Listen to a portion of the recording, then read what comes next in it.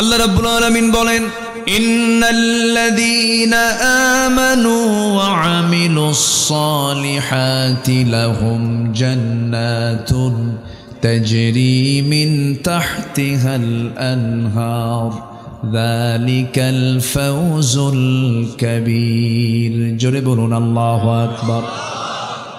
আল্লাহ রাব্বুল আলামিন বলেন, নিঃসন্দেহে যারা ঈমান আনবে এবং নেক আমল করবে। ঈমান আনা তো হয়তো অনেকে মনে করছেন হুজুর এত সস্তা কামের কথা বললেন, এক নম্বরে ঈমান তো শুধু আমি আনি না, আমার বাপও আনছে। হয়তো এরকম অনেকে ভাবতেছে আমার বাপও ঈমানদার, আমিও ঈমানদার। কিন্তু এমন চিন্তা সম্পূর্ণ ভুল চিন্তা। কারণ ব্রাহ্মণের ছেলে ব্রাহ্মণ হতে পারে, ইহুদির ছেলে ইহুদি হতে পারে, বৌদ্ধের ছেলে বৌদ্ধ হতে পারে। আমার বন্ধুগণ, কিন্তু ইমামের ছেলে ইমাম হতে পারে না, মুসলমানের সন্তান মুসলমান হতে পারে না যদি তার যোগ্যতা না থাকে, তার মধ্যে যদি ইসলাম না থাকে। ঈমান থাকতে হবে, তাহলে ঈমানদার বলা যাবে। বংশীয় পরিচয় দিয়ে ঈমানদারের পরিচয় দেওয়া যাবে না। আমার দেশে বহু ঈমানদার আছে, বহু লোক আছে যাদের নামই হলো ঈমান আলী। আছেন এরকম লোক? আছে না? নাম কি? ঈমান আলী। নামাজ পড়ে না। নাম হলো ফজর আলী। বাপ শখ করে তার নাম ফজর রাখছে, যেন ফজর নামাজ পড়ে, ঘুম থেকে ওঠে সকাল 10টায়। নাম হলো ফজর আলী। নাম হলো রমজান আলী, রমজান মাসে দুপুরবেলা ভাত খায়। এই সমস্ত নাম দিয়ে তো কোনো কাম হবে না। আল্লাহ পাক দেখতে চান নাম, বংশ না গুণ। আল্লাহ সুন্দর করে সূরা হুজুরাতের শেষ দিকে বলছেন, ইন্না খালাকনাকুম মিন যাকারিন ওয়া উনসা ওয়া জাআলনাকুম শুউবান ওয়া ক্বাবাইলা লিতাআরাফু ইন্না আকরামাকুম ইনদাল্লাহি আতকাকুম। জোরে বলুন আল্লাহু আকবার। হে মানব মণ্ডলী, আমি তোমাদেরকে সৃষ্টি করেছি এক নর এবং নারী থেকে, বিভিন্ন ভাষা দিয়েছি, গোত্র দিয়েছি, যেন তোমরা একে অপরকে চিনতে পারো।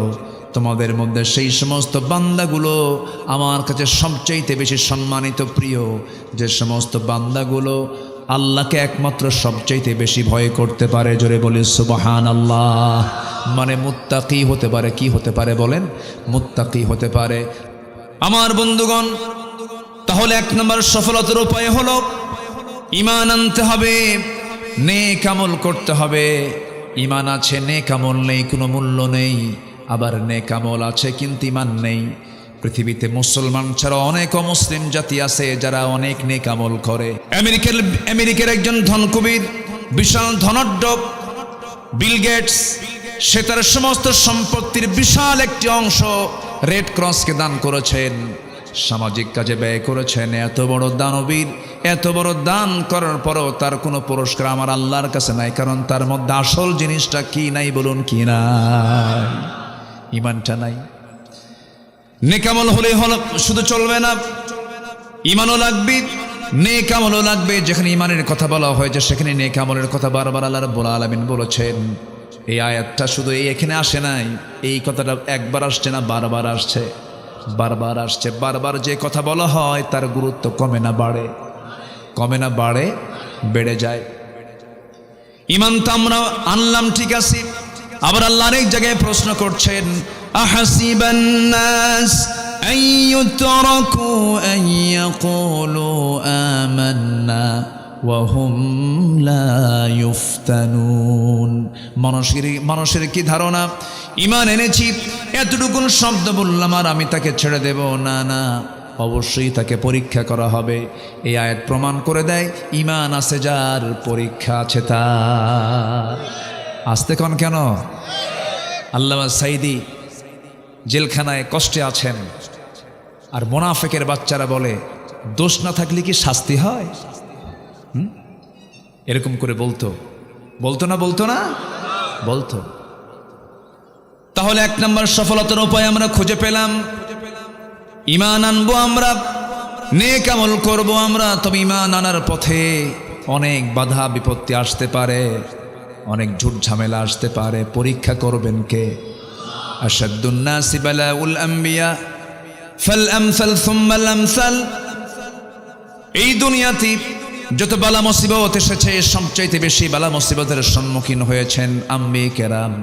তাদের জীবনে সবচেয়ে বড় মুসিবত কম আসছে না বেশি আসছে? বেশি আসছে। ইব্রাহিম আলাইহিস সালাতু ওয়াস সালাম অগ্নিকুণ্ডে নিক্ষিপ্ত হয়েছেন।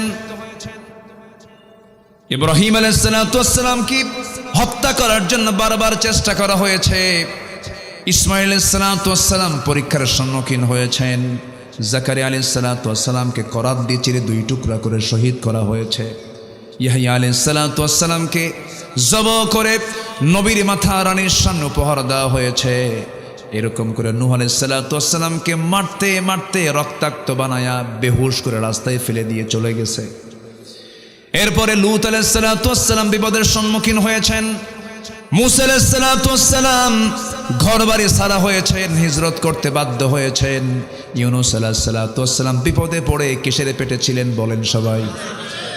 এরপরে আরেকজন নবী আইয়ুব আলাইহিস সালাতু ওয়াস সালাম 18 বছর ধরে আল্লাহ রাব্বুল আলামিন এমন পরীক্ষার মধ্যে ফেলে দিলেন, পরিবার বিচ্ছিন্ন হয়ে গেল। 18 বছর নড়াচড়া করতে পারলেন, এমন রোগে আক্রান্ত হয়ে গেলেন।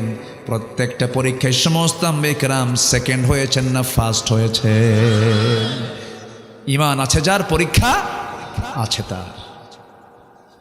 পরীক্ষা আসবে, পরীক্ষা দিতে হবে, পরীক্ষায় পাশও করতে হবে। আমার বন্ধুগণ, দিন শুধু গ্রহণ করেছেন একজন সাহাবী, মদিনায় চলে গেছেন। মদিনার উপকণ্ঠ থেকে তাকে ধরে আনা হলো, জেলখানায় আটকে রাখা হলো। মক্কার কুরাইশের সবাই মিলে বলল, সন্তান আছে, ছেলে আছে, মেয়ে আছে, বউ আছে, বাচ্চা আছে, দিনটা ছেড়ে দাও, ইসলামটাকে ছেড়ে দাও। ওই সাহাবী বললেন, তোমরা আমাকে দিন গ্রহণ করাকে হয়তো তুচ্ছ মনে করতেছো, তোমরা কি জানো এই দিনকে রক্ষা করতে গিয়ে, ইমানকে রক্ষা করতে গিয়ে অবলীলায় হাসতে হাসতে জীবন দিব, কিন্তু ইমান কারো কাছে বিক্রি করতে পারবো না। শেষ পর্যন্ত করা হলো কি, জেলখানা আটকে রেখে খাবার বন্ধ করে দেওয়া হলো। সেই সাহাবীর নাম হলো খুবাইব ইবনে আদি রাদিয়াল্লাহু তাআলা আনহু। শেষ পর্যন্ত খাবার বন্ধ করলে হবে কি, খুবাইবকে আল্লাহ রাব্বুল আলামিন খাবারের জন্য জান্নাতের খাবার বাজেট পাস করলেন। শেষ রাত যখন হয়ে যেত, তার সামনে কি যেন ঝুলন্ত আঙ্গুরের ছড়া ঝুলায় রাখতে তিনি খেতেন। জীবনের শক্তি তিনি সেখান থেকে ফেরত পেতেন। সুন্দর করে 3-4 মাস ধরে খাবার বন্ধ করে দিয়েছে ওরা, আল্লাহ নিজে তার খাবারের বন্দোবস্ত করে দিয়েছেন।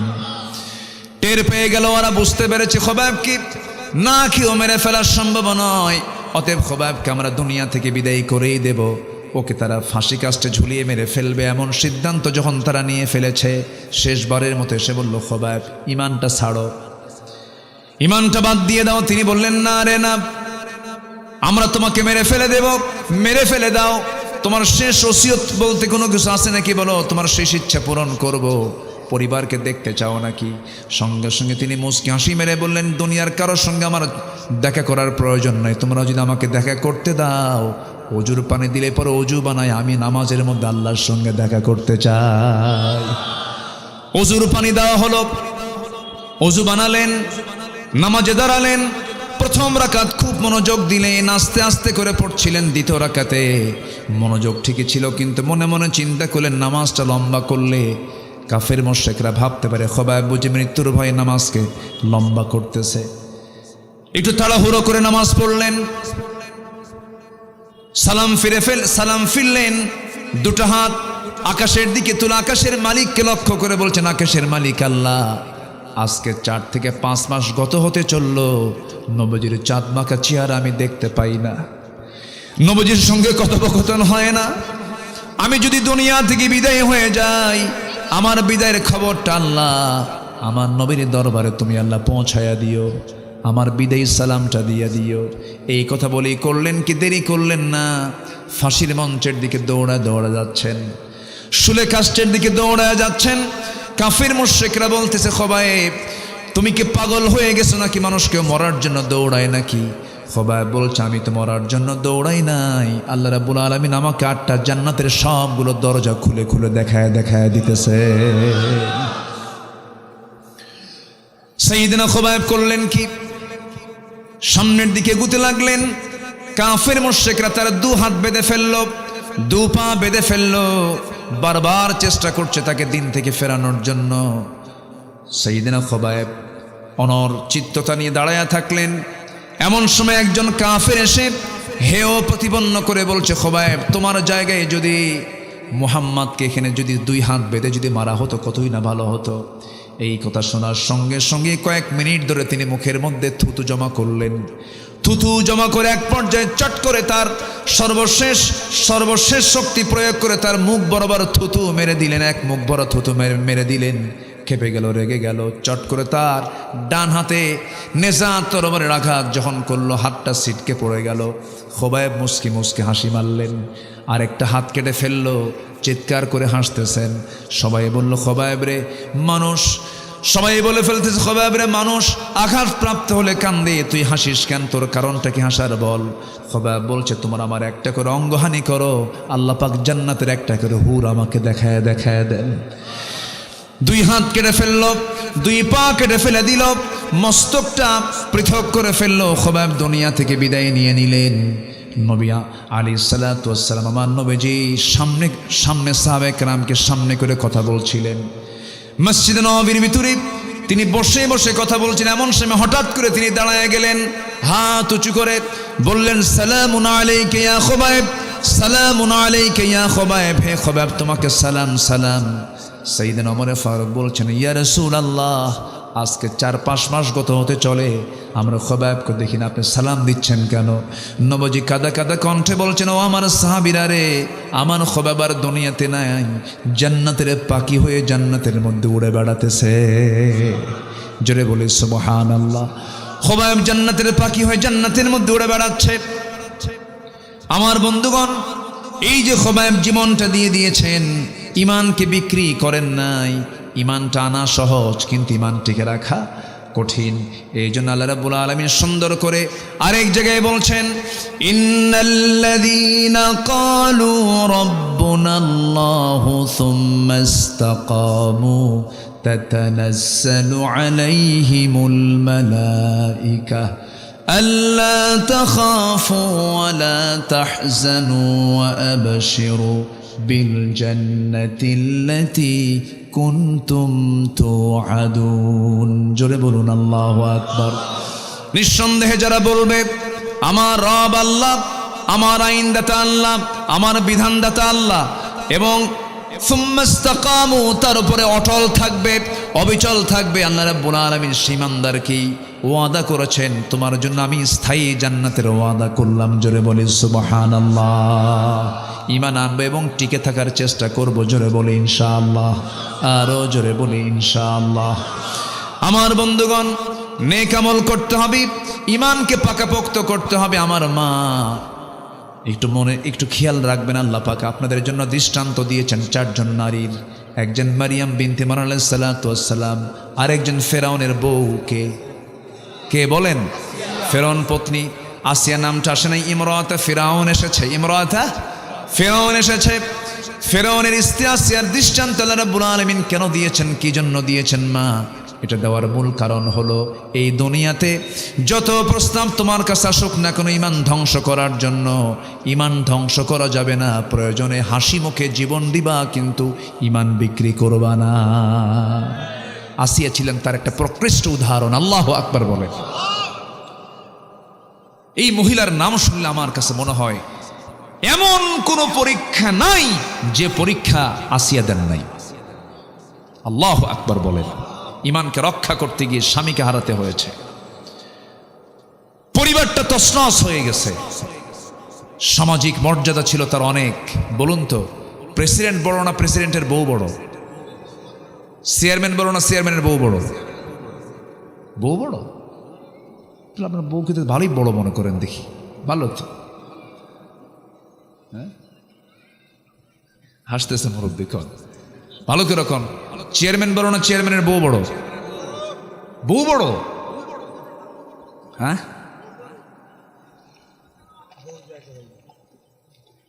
একদিকে ঠিকই আছে অবশ্য, একদিকে ব্যাঠিক না। কোন লোকটা বইয়ের কথা শোনে না বলেন তো? সবাই শোনে। শোনেন না আপনারা? শোনেন না? আস্তে আস্তে কয়, বইয়ের কথা শোনেন না আপনারা? তো আস্তে আস্তে কোন কেন? এই শোনেন না,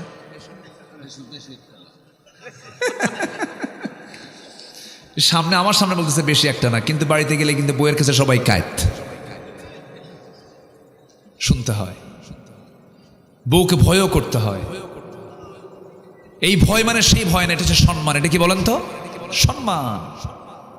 তার কাছে আমার সম্মান জড়িত, আমার কাছে তার সম্মান জড়িত। হুন্না লিবাসুল লাকুম ওয়া আনতুম লিবাসুল লাহুন্না। আল্লাহ তাআলা এই সম্পর্কে এমন সম্পর্ক করে দিয়েছেন, মাওয়াদ্দাতা ওয়া রাহমা, ভালোবাসাও রেখেছেন, রহমতও রেখেছেন। আল্লাহু আকবার বলেন। একমাত্র বিবাহিত সম্পর্কের ভিতরে রহমত থাকে, আর বাকি যত সম্পর্ক যে আছে না, কলেজের বারান্দায় বারান্দায়, গাছের গোড়ায় গোড়ায়, জোড়ায় জোড়ায়, সিপাই সিপাই, জোড়া জোড়া আছে না, এরকম আছে না? ওখানে কি ভালোবাসা নাই? আছে, কিন্তু এই ভালোবাসায় কোনো রহমত আসতে পারে? রহমত ওটা নোংরামি, ওখানে অসুখ, অশান্তি, বিশৃঙ্খল, খুন, জেনা এগুলো জড়িত। এগুলোতে যাওয়া যাবে না। আমরা অবৈধ চাই না, বৈধ চাই। বলেন, অবৈধ চাই না, বৈধতা চাই। কিন্তু আমার দেশে এই নোংরামির সুযোগ আছে না নাই? গাছের গোড়ায় গোড়ায় বসে আছে, কেউ কি গিয়ে বলে এগুলো করো কেন? আজ থেকে বলে, কেউ বলে কেন? বলে না। প্রচলিত আইনে এটা কোনো দোষণীয় নয়। যদি দেশের আইনে যদি দোষণীয় হতো, কোন পুরুষ কোন পরনারীর সাথে বসার কোনো সুযোগ পেত না। অথচ আল্লাহ তাআলা বলেন, ওয়ালা তাকরাবুজ জিনা ইন্নাহু কানা ফাহিশাতাও ওয়া সাআ সাবিলা। তোমরা জেনার নিকটেই যেও না, জেনার নিকটেই যেও না, ধার কাছেই যেও না। ধার কাছে মানে কি? Messenger, Imo, Line, Viber, WhatsApp, Instagram, Telegram, group message, chatting, এগুলো আছে না নাই বলেন তো? এগুলো করা যাবে না। মিটিং করা যাবে না, ডেটিং করা যাবে না। এগুলো হচ্ছে সব ওয়ালা তাকরাবুজ জিনা, জিনার নিকটবর্তী কাজ। এই কাজকে প্রমোট করার জন্য এই দেশের নাটক সিনেমা আছে না নাই? বলেন, নাটক সিনেমায় কি প্রেম, নোংরামির অনুমোদন আছে না নাই বলেন তো? আচ্ছা, এগুলো করছে আজকে, হরদম করছে। আল্লাহ তুমি এই নোংরামি থেকে জাতিকে হেফাজত করো, জোরে বলি আমিন।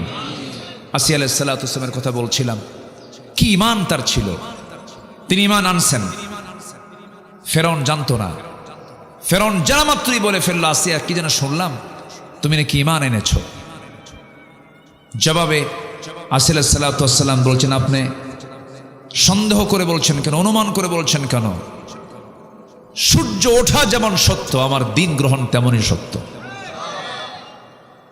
ফেরাউন বলল, আসিয়া এটা তুমি কাজ করলা, আমার সম্মান থাকলো কোথায়? তুমি হচ্ছে, তোমার সম্মান হচ্ছে আমার পরে ফার্স্ট লেডি অফ ইজিপ্ট। তুমি ইজিপ্টের, তুমি হলে ফার্স্ট লেডি, আর তুমি আজকে আমার সাথে এরকম প্রতারণা করলা। তোমাকে দিন ছাড়তেই হবে, ঈমান ছাড়তেই হবে। আসিয়া বলছেন, আমার স্বামী, ঈমান আনা তো পার্থিব কোনো বিষয় নয়, ঈমান আনা হচ্ছে পরকালীন বিষয়। আমি পরকালের জাহান্নামকে ভয় করে আমি ঈমান এনেছি। জোরে বলে সুবহানাল্লাহ। উনি পরিবার দেখলেন না, সংসার দেখলেন না, সম্মান দেখলেন না, মর্যাদা দেখলেন না, দেখলেন ঈমান। দেখলেন কি? ঈমান। ফেরাউন শেষ পর্যন্ত বলে ফেলল, আসিয়া তোমার কিন্তু মরণ হয়ে যেতে পারে, তোমার বিরুদ্ধে আমি চূড়ান্ত আইন পাশ করতে পারি, তোমাকে হত্যা করে ফেলবো। আসিয়া বলছেন, আমার স্বামী, আমি জানি আপনি আমাকে এমন কথা বলতে পারেন, আমি আপনাকে চূড়ান্ত তার জবাবও দিয়ে দিলাম। আপনি আমার প্রতি যত অত্যাচারের মাত্রা বাড়ায় দিবেন, আমার ঈমানটা তত পাকা হয়ে যাবে। হামানের সঙ্গে পরামর্শ করলো ফেরাউন। উপস্থিত সমাসদ বৃন্দ বলে ফেলল, ফেরাউন বুকের শত্রু, বড় শত্রু। এই শত্রুকে কোনো ক্রমেই পোষা যাবে না, রাখা যাবে না, শেষ করতে হবে। জাল্লাদ ঠিক করে ফেলা হলো। আসিয়া আলাইহিস সালাতু ওয়াস সালামকে শেষবারের মতো তাকে বলা হলো। আসিয়া বলছেন, স্বামী আমার, আপনি আমাকে হত্যার হুমকি দিচ্ছেন, আর আমার আল্লাহ জান্নাতের দৃশ্যগুলো দেখায় দেখায় দিতেছে। জাল্লাদকে হাজির করা হলো, করাত হাতে নিল, করাতটা তার কপালে লাগায় দিল। ঠিক সেই সময় তাফসীর এসেছে, সূরা তাহরিমের তাফসীর এসেছে, আসিয়া আলাইহিস সালাতু ওয়াস সালাম সেই সময় ওই সংকটকালে আল্লাহকে বললেন না, তিনি আল্লাহকে একমাত্র সাহায্যকারী হিসেবে তার কাছে চাইতে লাগলেন। সুন্দর করে একটা দোয়া পর্যন্ত তিনি করলেন, যে দোয়াটা আজ থেকে 4000 বছর আগে আসিয়া দোয়া করেছেন। আর সেই আসিয়ার দোয়াটাকে আল্লাহ রাব্বুল আলামিন 1500 বছর আগে কোরআনে কোট করেছেন। জোরে বলে সুবহানাল্লাহ। আসিয়া আলাইহিস সালামের কিতাব কি কোরআন ছিল না তাওরাত ছিল? তাওরাত ছিল। অথচ তাওরাতের অনুসারী একজন মহিলার দোয়াকে আল্লাহ রাব্বুল আলামিন কোরআনে কারীমের মধ্যে কোট করে দিলেন। আল্লাহ রাব্বুল আলামিন তার দোয়াটা হুবহু কপি করে দিয়েছেন। রব্বি বিনিলি ইনদাকা বাইতান ফিল জান্নাতি ওয়া নাজ্জিনি মিন ফিরআউনা ওয়া আমালিহি। আল্লাহ তুমি আমাকে একটা বানায়া দিবা ঘর। বাইতান বুয়ুতুনের এক বচন হলো বাইতুন, বুয়ুতুন বহু বচন। তিনি একটা মাত্র ঘর চাইলেন, আল্লাহ তুমি আমার জন্য একটা ঘর বানায় দিবা, ইনদাকা তোমার কাছে একটা ঘর বানায় দিবা। আর আমি এমন ঘর চাই যে ঘরটা হওয়া চাই তোমার কাছে, মানে তোমার ঘরের দেওয়ালের সঙ্গে যেন আমার সেই ঘর, আমার ঘরটা যেন হয়। আর তুমি আমাকে ওয়ানাজ্জিনি মিন ফিরআউনা, ফিরআউনের অনিষ্ট থেকে তুমি আল্লাহ আমাকে বাঁচাও, ওয়া আমালিহি তার অপকর্ম থেকে তুমি আল্লাহ আমাকে বাঁচাই। দোয়াটা সম্পন্ন করলেন। তাফসীরে আসছে টপ টপ করে রক্তগুলো জমিনে গড়ে গড়ে পড়তেছে। 2 টুকরা করে আসিয়া দুনিয়া থেকে বিদায় হয়ে গেলেন। দুনিয়ার সমস্ত নারীকুলকে জানায় দিন, ও দুনিয়ার নারীকুলেরা, নারী সমাজেরা, হাসতে হাসতে জীবন দিয়া দিবা, কিন্তু ঈমান নামক বড় সম্পদকে কখনো বিক্রি করতে পারবা না। জোরে কোন সুবহানাল্লাহ। সফল হওয়ার জন্য 1 নম্বর উপায় কি আনা? জোরে কোন কি আনা? পরীক্ষিত ঈমান আনতে হবে। কি ঈমান আনতে হবে? পরীক্ষিত ঈমান। পরীক্ষায় যেন ঈমান যেন পরাজিত না হয় এমন ঈমান আনা যাবে না। নাম্বার 1 চলে গেল। এখনো আছে 8টা পয়েন্ট। সময় দিচ্ছেন তো নাকি আপনারা যাওয়ার প্ল্যান করতেছেন? এটা জিকির করি লা ইলাহা, আরো জোরে লা ইলাহা,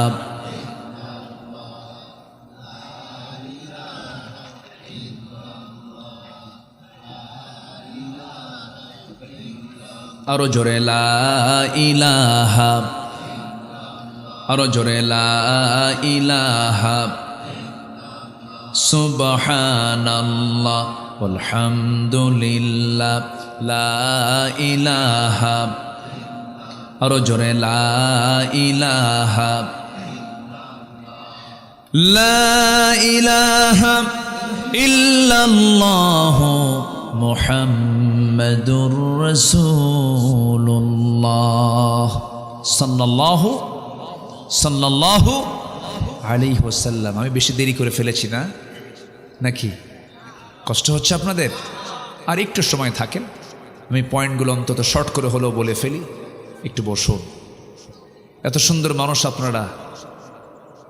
কি থানার নাম জানো এটা? মোড়েল, মোড়েলগঞ্জ। মোড়েল মানে কি? মোড়লগঞ্জ। ও আচ্ছা, একটা ব্যক্তির নাম। জি বুঝতে পারছি।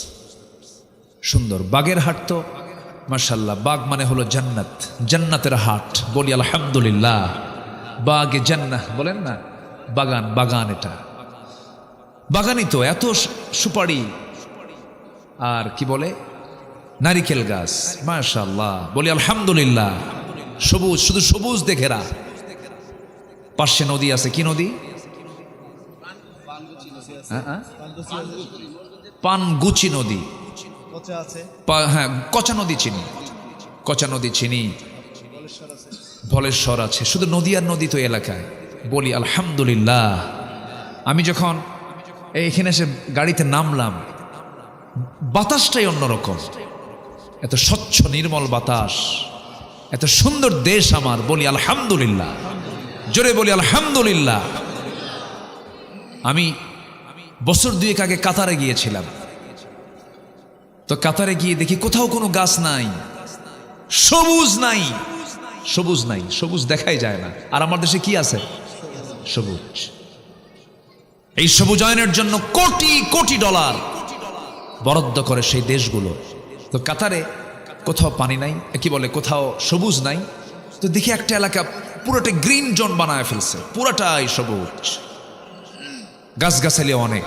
আমি লক্ষ্য করি নাই, নিচের দিকে তাকাই, বললাম যে এত গাছ এখানে কেমনে হলো? তো বলছে হুজুর নিচের দিকে তাকায় দেখেন স্যালাইন লাগানো। কি লাগানো আছে? স্যালাইন মানে হচ্ছে ট্যাপ লাগানো, যে কলগুলো লাগানো, ওখানে সকাল বিকাল পর্যাপ্ত পানির ব্যবস্থা সেখানে আছে। এবং বলতেছে যে গাছের উপরেও প্রত্যেক দিন হেলিকপ্টার করে ঝর্ণার মতো করে বৃষ্টির মতো করে পানি দেয়। এরপরও গাছ চিত হয়ে পড়ে, বাঁচে না, বাঁচান খুব কঠিন হয়ে যায়। আর আমার দেশে এমন মাটি, এটা ছোট্ট বাচ্চা আগের দিন পেয়ারা খাইছে অথবা কাঁচামরিচ খাইছে, পেয়ারার কাঁচামরিচ খাইয়া যদি পরের দিন পায়খানায় যায়, 3 মাস পরে ওটার খোঁজ নেবেন, দেখবেন নয় মরিচ গাছ হয়েছে। আমি কি ভুল বলতেছি ভাই বলেন তো? কি মাটি এটা, সোনার চেয়েও খাঁটি। শুধু সৎ নেতৃত্বের সংকট। আপনি কি জানেন আমার দেশের মাটিটা কত উর্বর? কি নাই আমার দেশে? এমন কোন খনি নাই যে খনি আমার দেশে নাই। সম্পদে ভরা, নদী আছে, খাল আছে, বিল আছে, সাগর আছে, পাহাড় আছে, সমতল আছে, বিল আছে, ঝিল সবই আছে। আবার বিশাল একটি বন এই খুলনা অঞ্চল জুড়ে আছে, সেটার নাম কি? সুন্দরবন আছে। কি নাই ভাই? জঙ্গলও আছে, সবকিছুই ছিল, শুধু সুন্দর মানুষের অভাব। সুন্দর মানুষও আছে, কিন্তু সৎ নেতৃত্বের সংকট। অতএব এই নেতৃত্বে আমরা তৈরি করতে চাই আগামীতে কোন বেনামাজি, দুশ্চরিত্র, অসামাজিক ব্যক্তি কখনো নেতৃত্বের আসনে আসতে পারবে না। আমরা নেতৃত্ব তৈরি করতে চাই নামাজ থেকে, আমরা নেতৃত্ব তৈরি করতে চাই কোরআন থেকে, আমরা নেতৃত্ব তৈরি করতে চাই ইসলাম থেকে, ইসলাম থেকে, ইসলাম থেকে। আল্লাহ কবুল করুন, জোরে বলি আমিন। সাইয়েদনা আবু বকর সিদ্দিক রাদিয়াল্লাহু তাআলা আনহু প্রথম খলিফা। কয় নম্বর খলিফা বলেন? প্রথম খলিফা, 1 নম্বর খলিফা। খেলাফতের দায়িত্ব নিয়ে একদিন মদিনার অলিগলি তিনি হাঁটতেছেন একা একা, কোনো লোক নাই। এখনকার যারা শাসক, তাদের কি ক্ষমতা আছে? একা একা চলতে পারবে? জনগণ তো কাবাবার সালাদ বানায় ছাড়বে। একা একা ঘুরতেছেন উনি, কেউ তাকে দেখে নাই, সবাই তো দরজা খুলে ঘুমায়, কোনো চোর নাই, ডাকাত নাই, কোনো কিছুই নাই। সাইয়েদনা আবু বকর সিদ্দিক রাদিয়াল্লাহু তাআলা আনহু একাকী, নিঃসঙ্গ, কেউ তার পাশে নাই। তিনি একা একা আল্লাহর কালাম তেলাওয়াত করছেন আর ঘুরতেছেন খালি পায়ে। সাইয়েদনা ওমর ফারুক তাকে দেখে ফেললেন গভীর রজনীতে, সামনে দেখেই বললেন, ইয়া আমিরাল মুমিনিন, রাতের আধারে আপনি একাকী ঘুরতেছেন ভালো কথা, কিন্তু খালি পায়ে কেন? এই যে পাথরের রাস্তাগুলো, পাথরের রাস্তা দিয়া, পাথর দিয়া আপনার পায়ে চামড়ায় আঘাত লেগে চামড়া ফেটে রক্ত বের হয়ে যাবে, আপনি আহত হয়ে যাবেন। জুতা পায়ে হাঁটেন না কেন? খালি পায়ে কেন হাঁটতেছেন? সঙ্গে সঙ্গে তিনি জবাব দিচ্ছেন, ওমর রে, আমি যদি রাতের বেলা জুতা পায়ে হাঁটি, ওই যে পাথরগুলো আছে, পাথরের সঙ্গে জুতার একটা বাড়ি লাগবে, একটা আঘাত সৃষ্টি হয়ে, আঘাতে শব্দ সৃষ্টি হয়ে যাবে।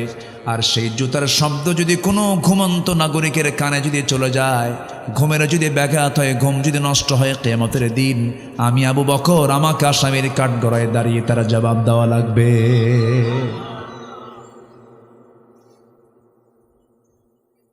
খেলাফতের দায়িত্ব তিনি গ্রহণ করেছেন। তার আগ থেকেই তিনি এক মহিলার ঘরে সেবা করতে যেতেন। বৃদ্ধা নারী, স্বামী নাই, ছেলে নাই, মেয়ে নাই, কেউ নাই, তার পাশেই তার বাড়ি। প্রতিবেশীর তো হক আছে।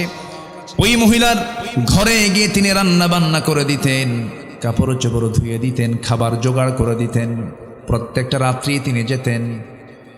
খেলাফতের দায়িত্ব গ্রহণ করার পর তিনি নিয়মিত যেতেন। সাইয়েদনা আবু বকর সিদ্দিক রাদিয়াল্লাহু আনহু প্রত্যেক রাতে এই কাজটা করতেন। ওমর ফারুক চিন্তা করলেন, দেখিতে এই খেদমতটা আমি করা যায় কিনা। উনি দরজার কাছে চলে গেলেন, দরজায় নক করলেন, নক করে বললেন, বুড়িমা, আপনার খেদমতের জন্য আমি এসেছি, দরজা খুলে দিন, আপনার খেদমত করে যাব। সঙ্গে সঙ্গে জবাব আসলো ভিতর থেকে, খেদমতের কোনো প্রয়োজন নেই, কারণ কিছুক্ষণ আগে একজন খেদমত আমার করে চলে গেছে। ওমরে ফারুক মনে মনে চিন্তা করেন, এই মক্কা নগরে কোন মানুষটা আছে এই মহিলার খেদমত করতে আসলাম, আর তাকে দেখতে হবে, চিন্তা হবে। ওই মহিলার ঘরে তার পাশে তিনি ওঁত পেতে দাঁড়ায় থাকলেন। পরপর 3 রাত 2 রাত খুঁজে পেলেন না। তৃতীয় রাত্রিতে হঠাৎ করে দেখতে পেলেন কে যেন খালি পায়ে ভিতরে চলে গেল। খালি পায়ে কে হাঁটে? কে হাঁটে? আবু বকর। টের পেলেন না, অপেক্ষার প্রহর গুনতে লাগলেন। কে ঢুকলো দেখি তো, ভিতর থেকে বেরোতে হবেই। যখন বের হতে নিয়েছেন, চট করে পিছন থেকে হাতটা চেপে ধরে বলছেন, আপনি কে? তাকায় দেখে কেউ না, রাষ্ট্রের প্রধান ব্যক্তি সেখানে। যেরকম সুবহানাল্লাহ।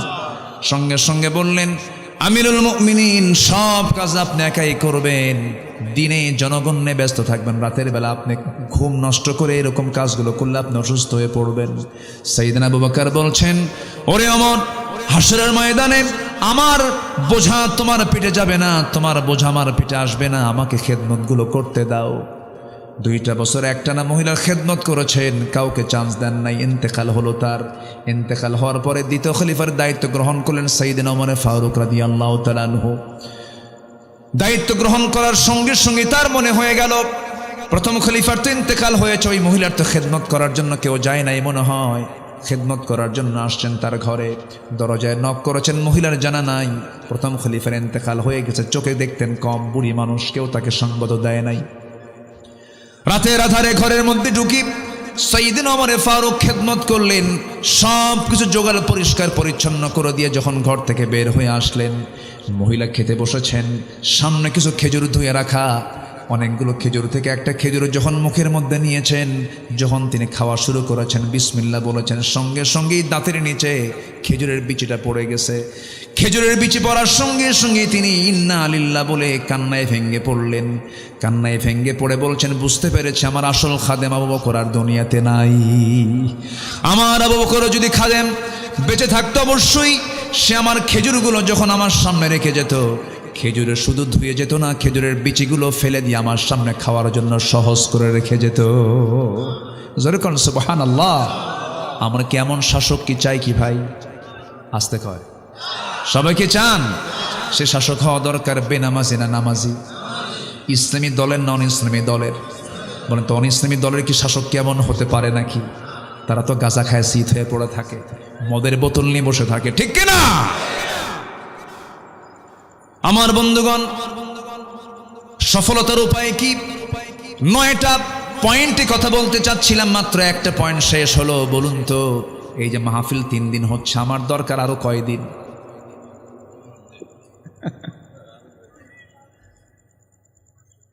কি কষ্ট পাচ্ছেন নাকি আপনারা? বলি আলহামদুলিল্লাহ। আমি কি শেষ করে দেব? আলোচনা চলুক। জি, জোরে বলি ইনশাআল্লাহ। কি করি, ঘড়ি তো খুব দ্রুত ঘুরতেছে দেখতেছি। জি, নাম্বার 2 হচ্ছে পরিশুদ্ধিতা। পরিশুদ্ধিতা হচ্ছে নাম্বার 2 সফলতার উপায়। কিসের পরিশুদ্ধিতা, কিসের শুদ্ধতা? এটা হচ্ছে বাহিরের না ভিতরেরটা? বলেন, বাহিরের না ভিতরেরটা? ভিতরেরটা। আত্মশুদ্ধি, তাসকিয়াতুন নফস, তাসকিয়াতুন নফস। আল্লাহ রাব্বুল আলামিন বলেন, قد أفلح من تزكى وذكر اسم ربه فصلى بل تؤثرون الحياة الدنيا والآخرة خير وأبقى إن هذا لفي الصحف الأولى صحف إبراهيم وموسى جربون الله أكبر। ওই বান্দা সফল হয়েছে যে মন্ত্রী হলো না, যে এমপি হলো না, কোটিপতি হলো না, মাস্টার্স পাস করেছে না। আল্লাহ বলছেন সেই বান্দাই সফল হতে পেরেছে। কদ আফলাহা মান তাযাক্কা, যে ব্যক্তি নাফসকে শুদ্ধ করতে পেরেছে। ওয়া যাকারা ইসমা রাব্বিহি, যে রবের নামের জিকির করতে পেরেছে। ফাসাল্লা, এবং নামাজ পড়তে পেরেছে, সেই বান্দা সফল। 3টা কাজ। কয়টা কাজ বলেন? এই আয়াতের মধ্যে 3টা কাজ, এই সূরার মধ্যে 3টা কাজ। এর মধ্যে 1 নাম্বার হলো যে বান্দা তাজকিয়াতুন নফস করতে পেরেছে, নফসের শুদ্ধতা আনতে পেরেছে। রোগের এই আত্মার অনেক রোগ আছে, নফসের অনেক রোগ আছে। লোভ একটা রোগ। লোভ আছে না নাই বলেন? আসতে বলবেন, আছে না নাই? লোভটা দিয়েছেন কে? আল্লাহই কিন্তু দিয়েছেন, কিন্তু সেই লোভটা হওয়া চাই অবৈধ লোভ না বৈধ লোভ? একটা নারীকে পাওয়ার লোভ আছে না নাই? একদম আস্তে আস্তে বলেন, মানে নাই মনে হয় আপনাদের? পুরুষ না আপনারা? আছে না নাই? এটা এখন পুরুষ পুরুষ মনে হচ্ছে। হাওয়ার জন্য তো আদম পাগল হবেনি তো। হাওয়ার জন্য আদম পাগল হবেন, আদমের জন্য হাওয়া পাগল হবেন। এটা তো ন্যাচারাল। আল্লাহ মানা করছেন না, আল্লাহ বলতেছেন টান নিয়ায় মোহাব্বত কর, কিন্তু ইজাব কবুল কর। আল্লাহ কি চান? ইজাব কবুল হতে হবে, বৈধ সম্পর্ক, লিগ্যাল রিলেশন থাকতে হবে। ইলিগ্যাল কোন রিলেশন করলে এটা অবৈধ লোভ হবে। কি লোভ হবে বলেন? অবৈধ লোভ। তো খারাপ কিছু না, কামনা বাসনা এটা খারাপ নয়। ইনকাম কেন হবে না? ইনকাম কেন করবেন না আপনি? বাপ মাকে দেখা কি? বাপ মার খরচ বহন করা সন্তানের জন্য কি? আরো জোরে কন। তাহলে আই ইনকাম করাও কি ফরজ না? ফরজ। আই ইনকাম করতে হবে তো, কিন্তু আল্লাহ চান সুদ খায়া করো, হ্যাঁ, হারাম পথে করো। কুলু মিন তাইয়্যিবাত, হালাল কিছু খাও, হারামের কাছে যেও না। কার কথা? আল্লাহর কথা। কিন্তু নফসের রোগ হলো অবৈধ লোভ, অতিরিক্ত রাগ, অবৈধ রাগ, গোসা, এগুলো নফসের রোগ। এরপরে মিথ্যা কথা বলা রোগ, গীবত পরনিন্দা করা রোগ, হিংসা বিদ্বেষ করা রোগ, কৃপণতা, লোক দেখানো, নিজে পছন্দ করা, অহংকার করা, পরশ্রীকাতরতা, সম্পদের অবৈধ শক্তি, সম্মানের লোভ, দুনিয়ার ভালোবাসা, এগুলো সব হচ্ছে আত্মার সমস্যা, আত্মার ব্যাধি। এই আত্মার ব্যাধিগুলোকে দূর করার জন্য, দমন করার জন্য আমাকে আপনাকে চেষ্টা করতে হবে। সে আত্মার ব্যাধি দূর করার জন্য সবচাইতে বড় মেডিসিন দুনিয়াতে কেউ দিতে পারবে না। সবচেয়ে বড় মেডিসিনের নাম কি বলুন? কোরআন। শিফা কি? অনুনাজ্জিলু মিনাল কোরআনি মা হুয়া শিফাউ ওয়া রাহমা। কোরআন শিফা এবং রহমত। জোরে বলুন সুবহানাল্লাহ। সব রোগের, নফসের রোগ সারাতে চাইলে এটার সঙ্গে সম্পর্ক রাখতে হবে, কোরআনের সঙ্গে সম্পর্ক রাখতে হবে। কম না বেশি? বেশি রাখতে হবে। সামনের যে মাস আসতেছে, এই মাসের নাম কি? কিসের মাস? কোরআনের মাস। বলেন কিসের মাস? বলেন কোরআনের মাস। শাহরু রমাদান আল্লাযী উনজিলা ফীহিল কোরআন। রমজানের পরে এই মাসের আরেকটা নাম হলো কি? কোরআন। আরেকটা মান কি? কোরআনের মাস। রমজানের মাস, কোরআনের মাস, কোরআনের মাস, রমজানের মাস। আল্লাহু আকবার বলেন। রমজান কেন বাড়লো? কিসের জন্য? রমজানের দামটা বাড়ছে কিসের জন্য? কোরআনের জন্য। আমরা মক্কা যাই কেন? কাবার জন্য। মদিনা যাই কেন? নবীর কবর থাকার জন্য। ওযু করি কেন? নামাজের জন্য। রমজানের দাম এত বাড়লো কেন? কিসের জন্য? কোরআনের জন্য। আমরা কোরআনটা পড়বো, জোরে বলি ইনশাআল্লাহ। শিক্ষা মন্ত্রণালয় 53 বছর ডিউটি পালন করেছে, কিন্তু এই জাতিকে কোরআন শিখাতে পারে নাই। কি আমি কি ভুল বলছি? 53 বছর শিক্ষা মন্ত্রণালয়ে কোটি কোটি টাকা বরাদ্দ হয়েছে, বহু প্রকল্প তারা হাতে নিয়েছে। জাতির যেটা ফরজ শিক্ষা, নামাজের শর্ত হলো শুদ্ধ তেলাওয়াত, জাতিকে আজ পর্যন্ত সহি করে কোরআন শেখাতে পারে না। বড় কপাল এটা। আমি মালয়েশিয়াতে গিয়েছি। মালয়েশিয়ার 99% মুসলমান, তারা কোরআনটাকে সহি করে পড়তে পারে। কেন জানেন? তাদের সিলেবাসটা এমন করে সাজানো, ক্লাস 5 ওঠার সাথে সাথেই, ক্লাস 6 ওঠার সাথে সাথেই প্রত্যেকটা নাগরিকের 3 থেকে 4 পারা কোরআন মুখস্থ। আর আমার দেশে বিসিএস ক্যাডার হয়। ওযুর ফরজ কয়টা? 17টা। কয়টা কইছে? বেশি হলো কয়টা? মাত্র 13টা বেশি কইছে। হ্যাঁ, মাত্র 13টা বেশি বলেছে। এই হলো বিসিএস ক্যাডারদের ইলমে যোগ্যতা, দ্বীনের জ্ঞান। অথচ যদি এমন করা হতো, বিসিএস ভাইভা বোর্ডে কোরআনে কারীমের যে কোনো পৃষ্ঠা থেকে 1 পৃষ্ঠা তেলাওয়াত শোনাতে হবে। ভাইভা বোর্ডে কোনো মুসলমান যদি ভাইভা বোর্ডে যদি অংশগ্রহণ করে, অবশ্যই তাকে শরিয়াতের উপরে, ফিকহের উপরে 4 থেকে 5টা প্রশ্ন করা হবে। তাকে 5টা হাদিসের অনুবাদ বলতে হবে। এরকম করে যদি কন্ডিশন দেওয়া হতো, আমার দেশের কোন অফিসার ধর্ষণের চিন্তা মাথায় নিত না। এক র‍্যাব কর্মকর্তা সবে কদরের রাত্রিতে আসামির স্ত্রীকে ধর্ষণ করেছে। এরপরে বলে বন্দি থাকা আসামির স্ত্রীদেরকে এমন আচরণ আমাদের আইনে সিদ্ধ, এরকম বাজে কথা বলেছে।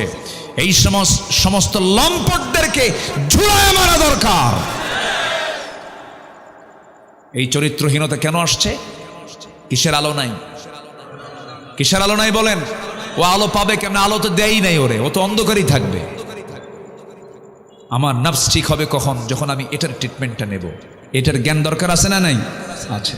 চোখ বন্ধ করে মাদ্রাসায় দিবেন সন্তানকে, যা ভুল করছেন এই ভুল যেন আর না হয়। আপনার সন্তান জজ হবে, ব্যারিস্টার হবে, ডিসি হবে, এমপি হবে, এসপি হবে, সব হবে, কিন্তু সবার আগে সিনার মধ্যে আগে কোরআন তুলে দিতে হবে। এই কোরআনটাকে দিবেন, আর সে দুষ্ট থাকতে পারবে না, ইঞ্জিনিয়ার হবে।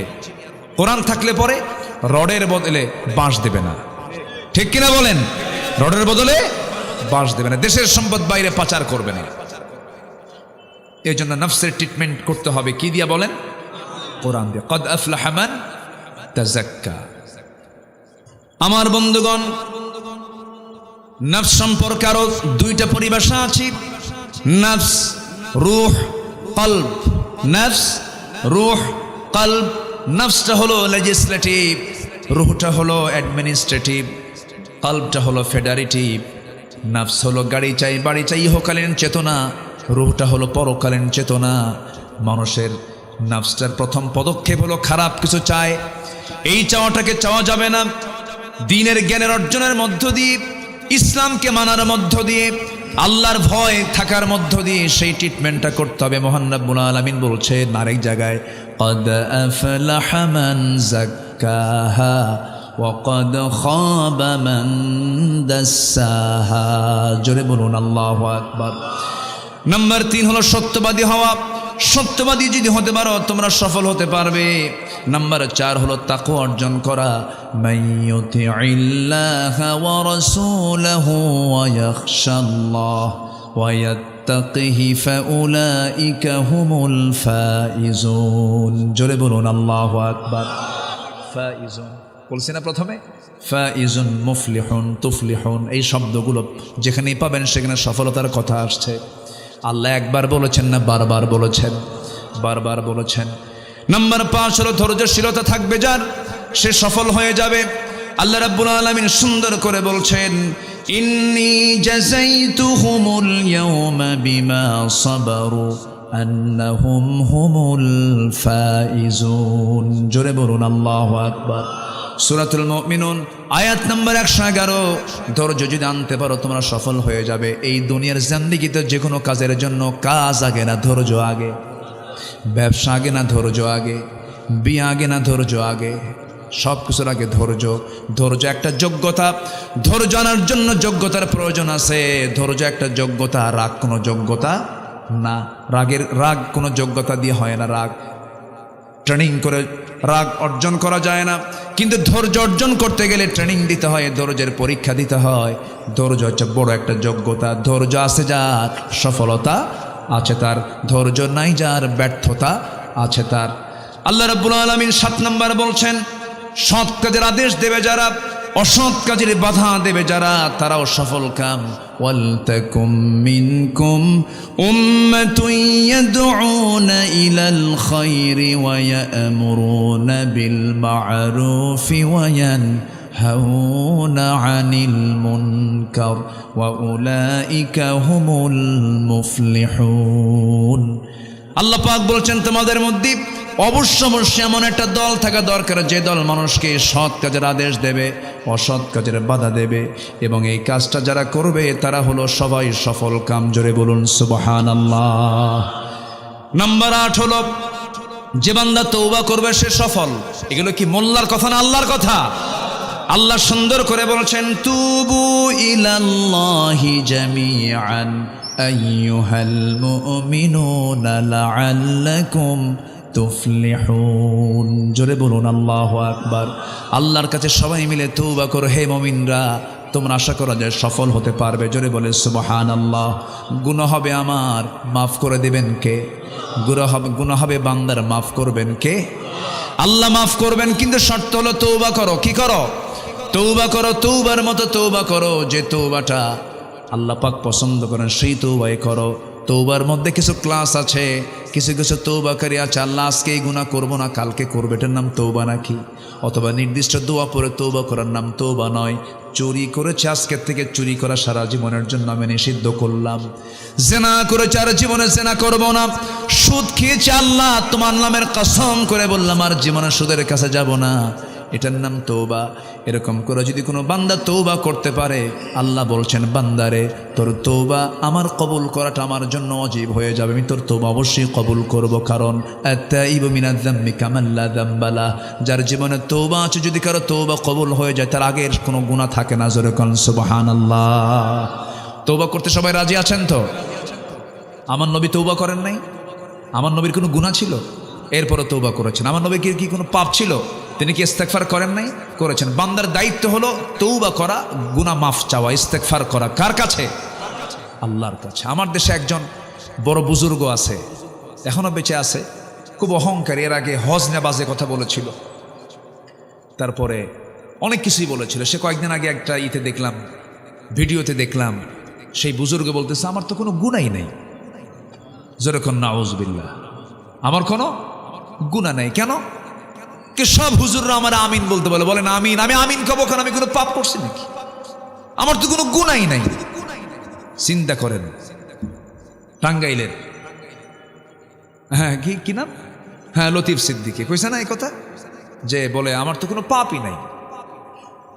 কত বড় বুজুর্গ আমার দেশে আছে যার তওবাও লাগে না, নবীর তওবা লাগে, এদের তওবা লাগে না। বেকুব এগুলো, বেকুব এগুলো, ঠিক কিনা? এদের মুখ বেফাস, যা মনে হয় তাই বলে। এদের কাছে দুনিয়াই শুরু, দুনিয়াই শেষ, আখিরাত বলতে কোনো কিছু নাই। আমরা তওবা করব কার কাছে? আল্লাহর কাছে। সে তওবা কি একবার না বারবার? তুবু ইলাল্লাহ ফাইন্নী আতুবু ফিল ইয়াউমি মিআতা মাররা। হে আমার সাহাবীরা, তোমরা বারবার তওবা করো, আমি রাসূল দিনে তওবা করি 100 বারেরও বেশি বার। তওবা। সুবহানাকাল্লাহুম্মা বিহামদিকা আশহাদু আল্লা ইলাহা ইল্লা আনতা আস্তাগফিরুকা ওয়া আতুবু ইলাইক। অথবা সংক্ষিপ্ত হয়ে বলতে হবে আস্তাগফিরুল্লাহ। বলেন আরো জোরে, আরো জোরে। বাস, আল্লাহর কাছে সারেন্ডার করে, আল্লাহ তোমার কাছে মাফ চাই, মাফ করে দাও। মাফ করবেন কে? আল্লাহ তাআলা। আল্লাহর কাছে মাফ চাইতে কোনো লজ্জা আছে নাকি? কোনো লজ্জা নেই। যে আল্লাহর কাছে যত বেহায়া হতে পারবে সে তত আল্লাহর নিকটে যেতে পারবে। পৃথিবীর মানুষের কাছে বারবার ডাকলে লোক বলবে হায়া নাই তো, লজ্জা ছাড়া বারবার ডাকে। আর আমার আল্লাহ বলেন তুই আমার কাছে বেহায়া হয়ে ডাক, আমি তোর ডাকে সাড়া দিয়ে দেবো।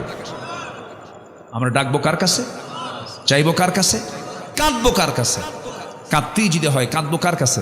অনেক স্বামী আছে বউয়ের কাছে কান্দে, আছে কিন্তু কান্দে না? কান্দে। বউ আছে স্বামীর কাছে কান্দে, কান্দেন। কিন্তু স্বামী যদি বউয়ের কাছে কান্দে, বউ মনে মনে করবে ওর ধান্দা আলাদা। বউ যদি কান্দে, স্বামী বলবে ওর ধান্দা আলাদা। ভাই ভাইয়ের কাছে কান্দলে ওর মতলব আলাদা। ও কোন উদ্দেশ্যে কান্দে দেখতো? পৃথিবীর কোনো মানুষ মানুষের কান্নার মূল্যায়ন দিতে পারবে না। একমাত্র চোখের পানির মূল্যায়ন দেবেন আমার আল্লাহ তাআলা, আমাকে দিবেন, আমাকে দিবেন। আল্লাহু আকবার বলেন। অতএব কাঁদতেই যদি হয়, লস প্রজেক্টে যাওয়ার দরকার নাই, কারো কাছে কান্দার দরকার নাই। কাঁদবো কার কাছে? আল্লাহর কাছে। আমার আল্লাহ সব দিয়ে দিবেন। বউ ভালো না, আল্লাহ আমার বউকে ভালো করে দাও। আমার ছেলে ভালো না, আল্লাহ তুমি আমার ছেলেকে ভালো করে দাও। কাঁদবেন, আল্লাহ কবুল করবেন। যেরকম সুবহানাল্লাহ। পৃথিবীর কোনো মানুষের কাছে কান্না করে তার ফলাফল নাই, ফলাফল জিরো। কিন্তু যদি কোনো বান্দা যদি আল্লাহর জন্য যদি কাঁদতে পারে, ফাফাদাত আইনাহু, আল্লাহ তাআলা নিজে বলেছেন যদি কোনো বান্দা আমার ভয়ে যদি চোখের পানি ফেলতে পারে, আমি আল্লাহ ওয়াদা করলাম আমি তাকে আরশ আজিমের ছায়ার মেহমান বানাইয়া নেব। আমরা কিসের ছায়ার মেহমান হব? আরশ আজিমের ছায়ার মেহমান হব। কি করলে পরে? কাঁদলে পরে, চোখের পানি ফেলে ফেলে কাঁদলে পরে। এক ফোঁটা চোখের পানি, সাবাতু আবহুর, 7 সমুদ্রের পানি দিয়ে জাহান্নাম নিভবে না, এক ফোঁটা চোখের পানি দিয়ে জাহান্নামের আগুন নিভে যাবে। অতএব আমরা কাঁদবই যখন, কার কাছে কাঁদবো? তওবা করব কার কাছে? লাআল্লাকুম তুফলিহুন, সফল হবে। এটা কার কথা? আল্লাহর কথা। সর্বশেষ নয়, প্রকৃত মুমিন হওয়া, তাহলে সফল হব আমরা। কি মুমিন হব বলেন তো? বলেন কি মুমিন হব? প্রকৃত মুমিন। মানে প্রকৃত মানে কি? যার মধ্যে মুমিনের গুণগুলো আছে, বেসিকটা আছে। কি আছে? বেসিকটা আছে, সে হচ্ছে প্রকৃত মুমিন। প্রকৃত মুমিন কাকে বলে? প্রকৃত মুমিনের সংজ্ঞা আল্লাহ দিয়েছেন, একটা সূরা শুরু থেকে লম্বা করে বলে দিয়েছেন এবং ব্যাখ্যা নিজেই দিয়েছেন, কথা নিজেই বলেছেন। একটু বলি, আমাকে সময় দিচ্ছেন তো নাকি? আল্লাহ রাব্বুল আলামিন বলেন, قد أفلح المؤمنون الذين هم في صلاتهم خاشعون والذين هم عن اللغو معرضون والذين هم للزكاة فاعلون। ওই সমস্ত মুমিনরা সফল কাম। প্রকৃত মুমিন তো তারাই যাদের মধ্যে এক নম্বর গুণ খুশুর সঙ্গে নামাজ হবে, যাদের মনোযোগ দিয়ে নামাজ হবে, যাদের একটা বিষয় মাথায় রাখবেন, যার নামাজটা যত সুন্দর হবে তার ইমানটা তত সুন্দর হয়ে যাবে। নামাজ কি সবাই পড়তে রাজি আছেন নাকি? সবাই কি নামাজ পড়তে রাজি আছেন? নাম্বার 2 হলো যারা বাজে কথা মুখ থেকে কখনো বের করবে না। 16 বছর যারা ক্ষমতার চেয়ারে ছিলেন, যে মাইকগুলো তারা পেয়েছেন, সবসময় ভালো কথা না বাজে কথা বলেন? ভালো কথা না বাজে কথা? নেত্রী এক সময় এক একটা বোমা মারে। আবার ওইদিকে নোয়াখালীর এক নেতা ছিল, নোয়াখালীর প্রতিবন্ধী নেতা, হাঁটতেও পারো না, কথাও বলতে পারো না। কে?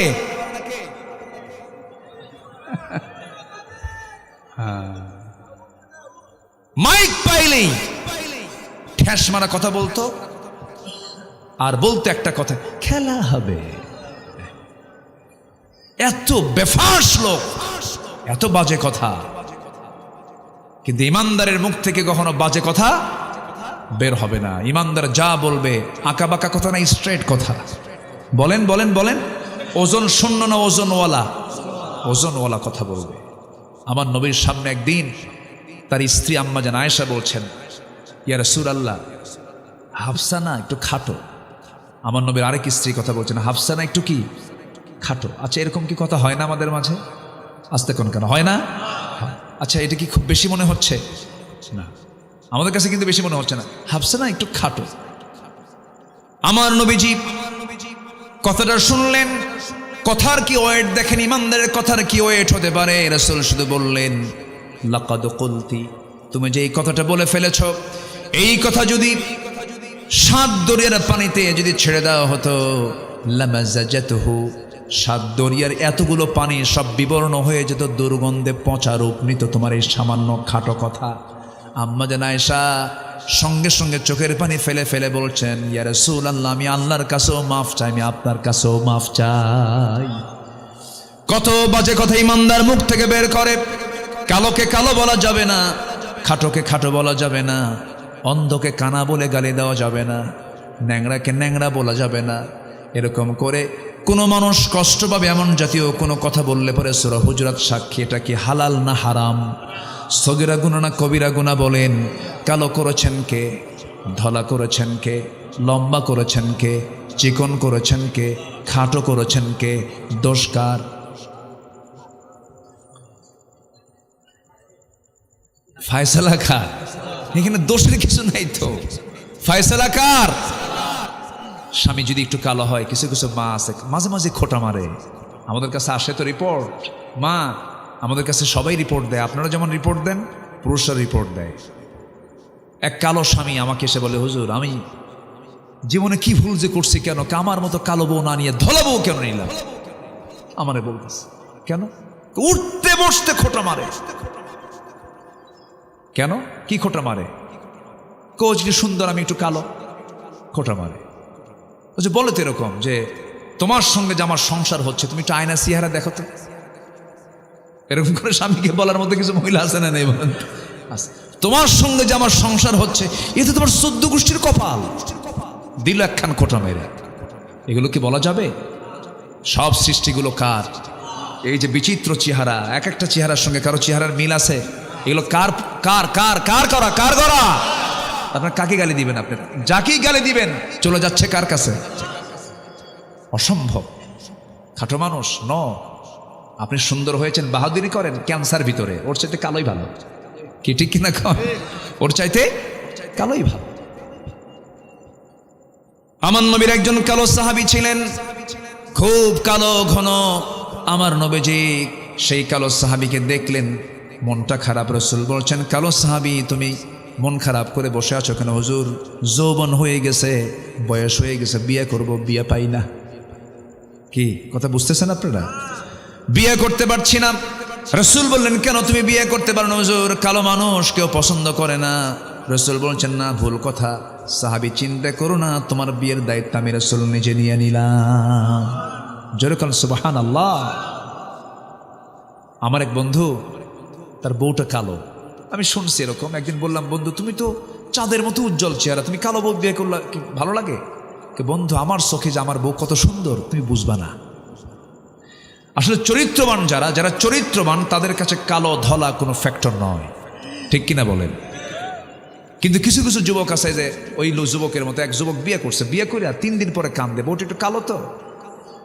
তুমি কান্দো কেন? নতুন বউ ঘরে, তুমি কান্দো কেন? ভাই, লিটনের বউ দেখতে কত সুন্দর, আমার বউটা কালো হয়েছে, দেখেন নজর গেছে লিটনের বউয়ের দিকে। তাহলে এই নজর যদি খারাপ হয়, হাজার সুন্দরী ঘরে আসলেও কি তার মন? কখনই মনে মনে ভাবলেন আমার মেয়েটা তো অত্যন্ত সুন্দরী, চাঁদের মতো সুন্দরী, ফুটফুটে চেহারা, সুন্দর চেহারা, কিন্তু ছেলেটা তো কালো, কি যে হয়। দেখে মেয়েটাকে প্রস্তাব দেব। মেয়েটা ইতিমধ্যে দেওয়াল ঘেসে ঘেসে দাঁড়ায়া সব কথাগুলো শুনে নিয়েছে। মেয়ের কাছে গিয়ে বলছে, মা, একটা ছেলের রাসূল পাঠাইছেন, ছেলেটা কিন্তু কালো, তুমি কি করবে বলো? সঙ্গে সঙ্গে মেয়েটা কান্দে। বাপ বলছে, তুমি যদি কান্দো, অস্বীকৃতি যদি জানাও, বিয়ে দেব না। মেয়েটা আবার বলছে, বাবা তুমি ভুল বুঝেছ, নবীর পছন্দই আমার পছন্দ, কালো ছেলেটা আমার স্বামী হয়ে যাবে। রিজার্ভ ছিলেন না, হাসি খুশি ছিলেন, হাসি খুশি ছিলেন, ফ্রি মাইন্ডে চলতেন সবার সাথে। ছোট্ট বাচ্চা বসতো, বুড়া মানুষ এসে বসতো, সবার সঙ্গে মিশে মিশে কথা বলেছেন মুহাম্মদ সাল্লাল্লাহু আলাইহি ওয়াসাল্লাম। ফাবিমা রাহমাতিন মিনাল্লাহি লিনতা লাহুম ওয়ালাউ কুনতা ফাযযান গালিযাল কলবি লানফাদ্দু মিন হাওলিক ফাফু আনহুম মুস্তাগফির লাহুম ওয়াশাবিরহুম ফিল আমর ফাইযা আযামতা ফাতাওয়াক্কাল আলাল্লাহ। জোরে বলি আল্লাহু আকবার। আল্লাহ পাক বলছেন, রাসূল আপনি যদি রূঢ় হতেন, কঠোর হৃদয়ের যদি হতেন, আপনার সামনে কেউ আসতো না, আপনার সামনে থেকে সব দূরে দূরে থাকতো। কিন্তু আমার নবী এত বিনয়ী ছিলেন যে কোনো মানুষ নবীর সামনে এসে ভয় পেত না। জোরে বলেন সুবহানাল্লাহ। ফ্রি হয়ে কথা বলতো, কিন্তু বেয়াদব ছিলেন না কেউ, কোনো সাহাবী কেউ বেয়াদব ছিলেন না। শুধু একদিন সূরা হুজুরাতের এই প্রেক্ষাপটটা আমাকে খুব ভাবায়। একদিন সাইয়েদনা আবু বকর এবং ওমর রাদিয়াল্লাহু আনহু দুজন কথা বলতে বলতে, আমার নবীজি কথা বলছেন, এর মধ্যে তাদের দুজনের তর্ক বিতর্ক, আওয়াজটা নবীর আওয়াজের চাইতে বড় হয়ে গেছে। যখন বড় হয়ে গেছে, নবীজি খুব কষ্ট পাচ্ছেন, আরে আমি কথা বলি, আমার কথার চাইতে ওদের কথা বড় হয়। শুধু এতটুকু মনে করেছেন, আয়াত নাজিল হয়ে গেছে। আল্লাহু আকবার বলবেন না? তাহলে আদব দরকার আছে না নেই বলেন তো? দরবারের মধ্যে দেখবেন অনেক মুরব্বির উপর দিয়ে ছোট মানুষ কথা কয়, আছে না? এরকম আছে না? এটা কিন্তু চরম বেয়াদবি। আল্লাহ রাব্বুল আলামিন আয়াত নাযিল করলেন, লা তারফাউ আসওয়াতাকুম ফাওকা সাওতিন নবী। তোমাদের আওয়াজের চাইতে, নবীর আওয়াজের চাইতে তোমাদের আওয়াজ যেন বড় না হয়। যদি বড় হয়ে যায়, আন তাহবাতা আমালুকুম, তোমাদের সমস্ত আমলগুলো আমি আল্লাহ রাব্বুল আলামিন কাট করে ফেলবো, বিফল করে ফেলবো। জোরে কোন নাউযুবিল্লাহ। তাহলে আদবের দরকার কি? পরে না আগে? আগে দরকার। নবীজি বললেন, যাও ব্যবস্থা করতেছি, নোমান এইদিকে আসো 200 দিরহাম, ওসমান এইদিকে আসো 200 দিরহাম, 400 দিরহাম জড়ো করলেন। রাসূল বললেন, যাও আগামীকালকে বিয়ে তোমার বাজার করে আনো। বাজার করতে গেছেন, এক সাহাবী এসে বলে, ও সাদ, বিয়ের বাজার তো করতে আসছে, তুমি কি জানো জিহাদের ডাক এসেছে, জিহাদের ডাক এসেছে, জিহাদের ডাক এসেছে, চল রে বীর, জিহাদের ডাক এসেছে, চল। বিয়ার পিড়ি বন্ধ করলেন, বাজার বন্ধ করে ঘোড়া কিনলেন, তরবারি করলেন, যুদ্ধে ঝাঁপিয়ে পড়লেন, শহীদ হয়ে গেলেন। নবীর কাছে সংবাদ গেল, হুজুর ওই সাত তো দুনিয়া থেকে বিদায় নিয়েছে, গতকাল যার বিয়ের কথা ছিল। রাসূল দৌড় মেরে তার সামনে দেখতে গেলেন, মস্তকটা ছিটকে পড়ে আছে। রাসূল তাকে দেখে কাঁদলেন, আবার তাকে দেখে হাসলেন। সাহাবা কেরাম বলছেন, হুজুর আপনি এমন আচরণ তো কখনো ইতিপূর্বে দেখিনি, কেন এরকম করছেন? রাসূল বলছেন, হাসার হেতু হলো আমি নিজের চোখে দেখতে পাচ্ছি জান্নাতের হুররা তাকে টানাটানি করে বেহেশতের দিকে নিয়ে যাচ্ছে, আর আমি এই জন্য কাঁদি। সব দায়িত্ব আমার কাঁধে নিলাম, কিন্তু আমার সাদরে দুনিয়াতে কোনো নারীর সঙ্গে বিয়ে দিতে পারলাম না, এই জন্য আমি কান্দি। আমার নবীজি জানাজা পড়ায়া দিলেন, আর বললেন, ও সাহাবীরা, যে নারীর সঙ্গে বিয়ের কথা ছিল সেই হুরে মদিনাকে ডেকে আনো। তার পাশে তাকে পাশে রাখো। তাকে পাশে রেখে রাসূল বললেন, ও হুরে মদিনা, আজকে যদি আমার প্রিয় সাহাবী সাদ যদি বেঁচে থাকতো বিয়ে হয়ে যেত, কিন্তু সে তো বিয়ের বাজার না করে যুদ্ধের বাজার করেছে, জান্নাতের বাজার করেছে। অতএব সেই তার বাজার করা সেই ঘোড়ার তরবারি তার পক্ষ থেকে আমি তোমাকে তার পক্ষ থেকে হাদিয়া স্বরূপ দিয়ে দিলাম। জোরে বলি আল্লাহু আকবার, আরো জোরে বলি আল্লাহু আকবার। নবীজি আমার কত সুন্দর ফ্রি ছিলেন, আমরাও ফ্রি হব। জোরে বলি ইনশাআল্লাহ। আমাদের বিনয়ী ভাবটা আসার দরকার আছে না নাই? পারস্পরিক মহাব্বত দরকার আছে না নাই? এই সমস্ত গুণগুলো আমরা নিয়ে আসব। বাজে কোনো কথা বলবো না, বেহুদা কোনো কথা বলবো না, অযাচিত কোনো কথা বলবো না। নাম্বার 3 হলো যাকাত যারা দেবে। নাম্বার 4 হলো যারা লজ্জাস্থানকে হেফাজত করবে, আল্লাযীনা হুম লিফুরুজিহিম হাফিজুন। নাম্বার 5 হলো আল্লাযীনা হুম লিআমানাতিহিম ওয়া'দিহিম রাউন, যারা আমানত ঠিক রাখবে। নাম্বার 6 হলো যারা ওয়াদা ঠিক রাখবে। এরপরে নাম্বার সর্বশেষ 7 হলো নামাজ দিয়ে শুরু, নামাজ দিয়ে শেষ, যারা নামাজের ব্যাপারে যত্নবান হবে। ওয়াল্লাযীনা হুম আলা সালাওয়াতিহিম ইউহাফিজুন। আল্লাহ পাক বলছেন 7টা কাজ করবে, জান্নাতের অধিকারী হয়ে যাবে। 5 ওয়াক্ত নামাজ পড়বেন কারা কারা একটু হাত তুলে দেখান তো দেখি। জোরে বলি ইয়া আল্লাহ ইয়া রহমান, আমাদেরকে 5 ওয়াক্ত সালাত আদায় করার তৌফিক তুমি আল্লাহ দিয়া দাও। জোরে বলি আমিন, আরো জোরে আমিন। হাত নামান, আসেন দোয়া করি। নাকি দোয়া করব না? আলোচনা চালাবো?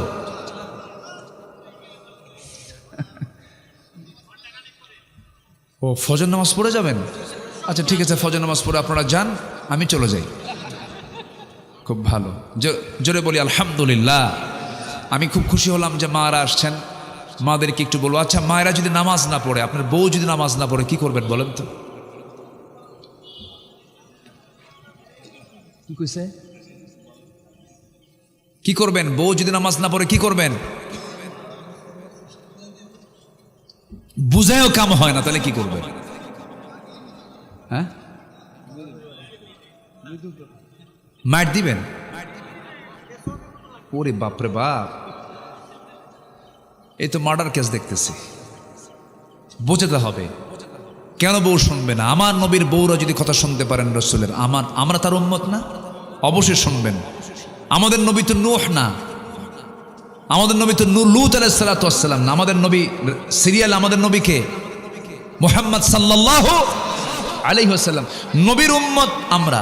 নবীর বউরা কথা শুনেছেন, আমাদের বউরা কথা শুনবে ইনশাআল্লাহ। খন পিঠায় সোজা করবেন না, সুন্দর করে বসাবেন। নামাজ পড়ো, পড়বো না, পড়বো না, চুপচাপ শুনবেন, একটু আবেগী হবেন, বসবেন, দাওয়াতি কাজ করবেন। কু আনফুসাকুম ওয়া আহলিকুম নারা।